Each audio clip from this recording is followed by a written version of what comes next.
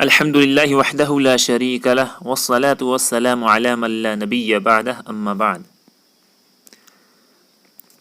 معزز ناظرین و سامعین، آپ کا خیر مقدم ہے، استقبال ہے عالمگیر مذہب یوٹیوب چینل پر۔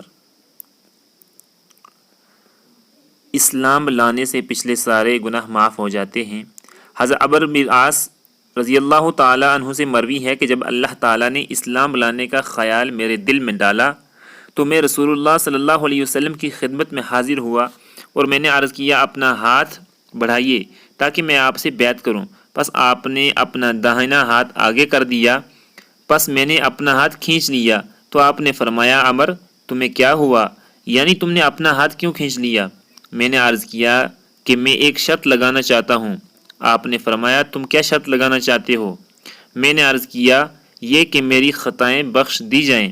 آپ صلی اللہ علیہ وسلم نے ارشاد فرمایا، کیا تمہیں معلوم نہیں ہے کہ اسلام قبول کرنا پہلے سب گناہوں کو ڈھا دیتا ہے، اور ہجرت بھی پہلے گناہوں کو ختم کر دیتی ہے، اور حج بھی پہلے گناہوں کو زائل کر دیتا ہے۔ وآخر دعوانا الحمد للہ رب العالمین۔